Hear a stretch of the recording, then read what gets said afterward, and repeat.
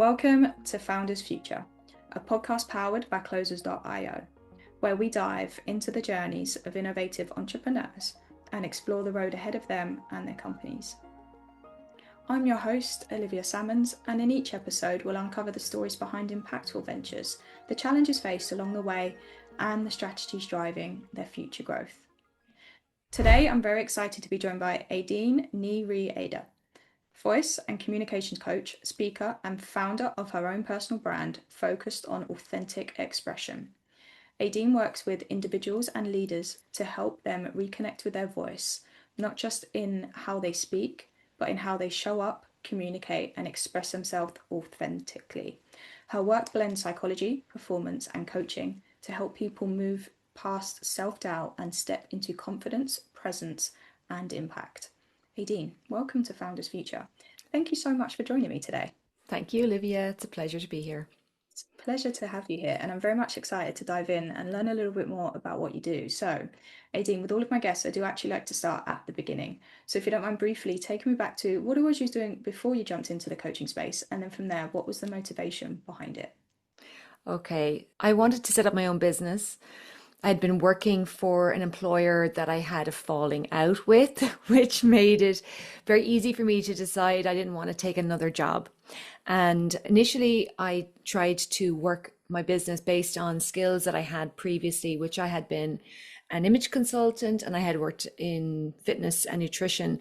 But after a year of doing that kind of work, I realized that wasn't my passion and I needed to go back to what I really was most passionate about. And I think this is key for anyone who's thinking of setting up their own business. If it's not the thing that you're most passionate about, it will be a slog. Yeah. But if you find that thing that makes you just glow on the inside, you think it's the most important thing you could ever do, it becomes such a beautiful journey and it's so much less work. And it took me a year to figure out what that was. And it wasn't even that much of a conscious thing. I really was just asking to do more that with voice and even music. Just had this interest in music. And I had a brainwave about 3 weeks after posing the question to myself, and it was to do a singing workshop for adults. But for me, it's never been about singing. It's been about confidence. It's been about how the journey of the voice brings you to a deeper connection with your own kind of beliefs and values, and how the singing can allow you to then to express yourself in a completely different way from the heart. I love that. And that is so true. And I think, in just to add on a little bit what you're talking about, with that comes a lot of confidence as well within person. You can obviously relate and translate into other aspects of your life, but just there's a lot of energy you hear from people's voices, and there's a lot that travels through their voice. So if you can really harness what you're doing as yourself, you do put yourself in such a great position moving forward. So let's dive into that business aspect a little bit more then, just to listen to have some context moving forward. Aideen, at this point who would you say is your ideal client? Who is it you love to love to work with the most? And then from there, how is it you help them? And how would you support them along their own journey? My favorite clients are creative people who are at the beginning of their journey. They have a mission, something that's just, it's percolating inside them, but they haven't had the guts to start telling people or to imagine that it might become something like a real business. I work a lot with women entrepreneurs and kind of small business women entrepreneurs, and I love supporting people. So like creating a space that helps people to grow. And the skills that I have and the tools that I use are going to help them to speak more clearly, to present in front of larger groups, to also attract the right joint venture partners. And so there's a great partnership that I have with my clients where we would actually work through what's going on right now for you in communication in your business, but also in like, how do you feel right now? What's going on in the wider kind of holistically, what's going on with you? Could be family stuff sometimes. But we have to clear the plate a little bit when we want to move forward with our business, and things that are going on in our lives affect how we present ourselves. So that's a part of what I do too. I love that. So you're very much taking the founder as a whole. Like we're not just looking at the business or how we can aspect that way, but in general, like what do we can do to make your life better? And again, going back to the point you said earlier on, I suppose sometimes helping them find that passion as well might be coming into play. Just where can we put your assets best, where you're not just feel like you're slugging along in life and you are enjoying getting up every day. So is that something that comes into play, that little bit of mindset shift as well when you are working with clients? Completely. Most people, they deep down, they know what it is they Yeah. really want. But we may get discouraged by key people in our lives, or we may be judging ourselves. I was saying recently that a lot of what's going on with me was I would be wanting something, but in my head, I was judging what my dad might think of that thing. Yeah. So it's weird. It was just, I realized this one day. I'm actually judging myself based on what this one person who I care about and who cares about me thinks. But my dad isn't my ideal client. True. So it doesn't really matter. He can be great, but it's also, it can be dangerous to not know what these voices in our heads are saying. We have to sometimes look at those in order to move forward. Yeah, I know how exactly what you're saying. And it's not like outside pressure coming in, but it's a sense of sometimes will they approve of this? Will they think this is a good idea? Like, how am I going to encourage them to get on board with me? So it is taking out that kind of aspect and just knowing that you know yourself best and you need to trust your own path. And people tend to worry when they don't need to. So again, maybe your father wouldn't have had such a big an opinion if you just got on and did it. So I can take all that. So you're very much in the trenches with your clients, working through it Mhm. like that, taking them hand by hand, which is really cool. One thing I'm very curious to find out, because it's a very noisy world at the moment. There's a lot of voices online. There's a lot of people setting up businesses. So like, how do you go about obviously marketing yourself and acquiring your own customers? Like, what channels or methods are just working well for you at the moment?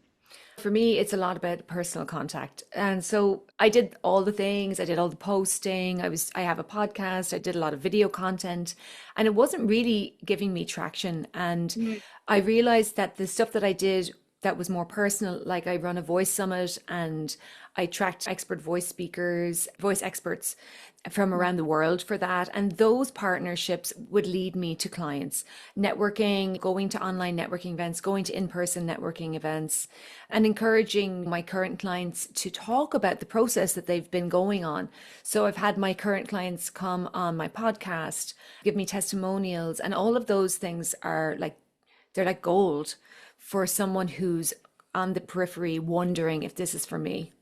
Yeah, I like that. So very much like leaning into the personal connection. And I suppose, as I said before at the start, your voice is a great way to do that. So putting yourself in the right rooms, I think a podcast is a beautiful way to get your voice heard. People oh my God, resonate so not much with the sound of somebody's voice. So if you are just being intentional with what you're putting out and who you're putting it out to, from there naturally it'll move on good. You did mention obviously you dabbled a bit online. So were there any kind of, do you still do that just to maybe keep top of mind and just make sure people are finding you when they need to?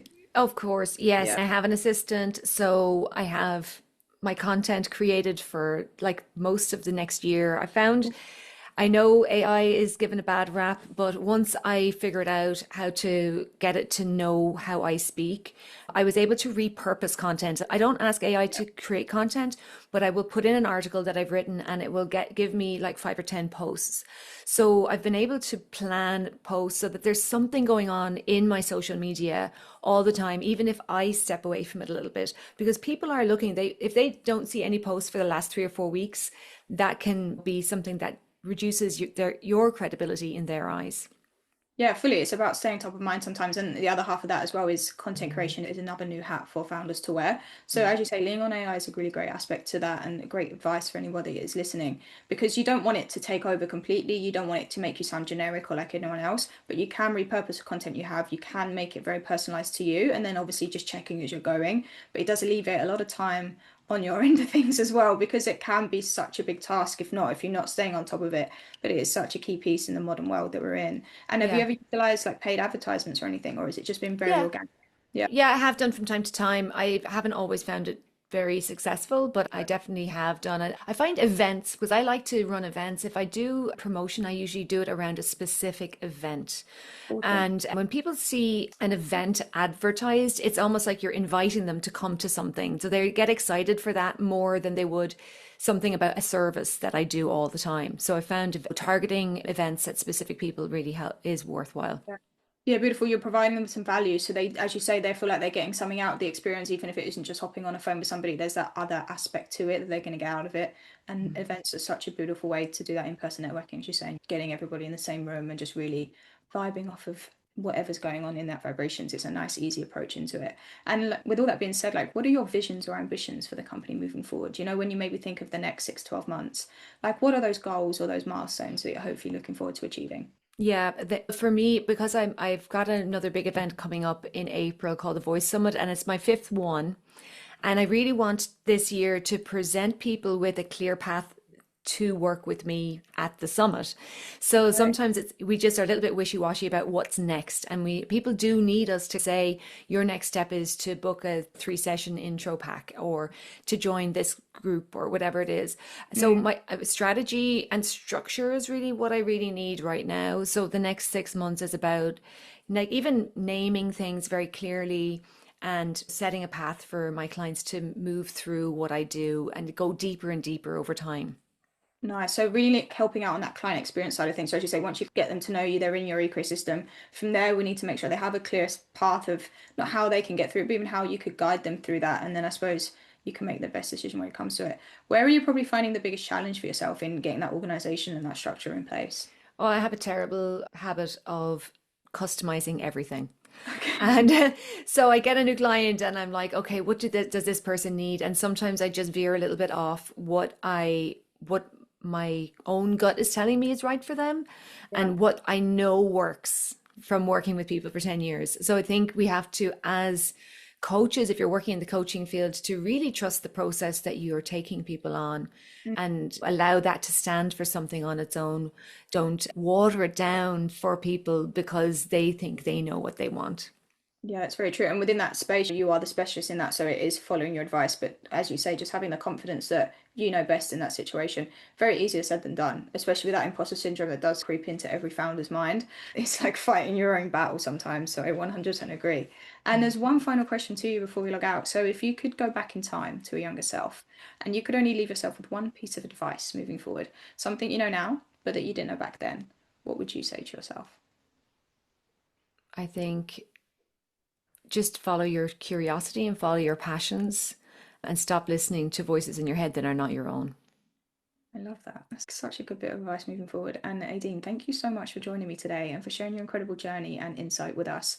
Where can our listeners reach out best to work with you or connect with you if they would Well, like to? LinkedIn is a great place. I respond to messages there. My website, obviously, I have a booking link for a consultation. My podcast is available on all the normal platforms, so you might like to listen into that. It's about finding your best form of self-expression in lots of different ways with creatives and business owners. Beautiful stuff. And thank you again for joining me. I really appreciate your time today. And to our listeners, if you enjoyed today's conversation, please be sure to go and check out Aideen. As you just said, check out the podcast, drop her a message. I'm sure she would love to hear from everybody. And do not forget to subscribe to Founders Future via wherever you listen to your favorite podcasts. And if you are a business owner, specifically a coach, consultant, or agency owner, and you're really looking to scale your business and you want to enhance your sales and marketing efforts, visit closers.io to hop on a call with one of our team and discover how we went from zero to $30 million per year in less than 3 years. But until then, keep on climbing and we'll see you on the next one.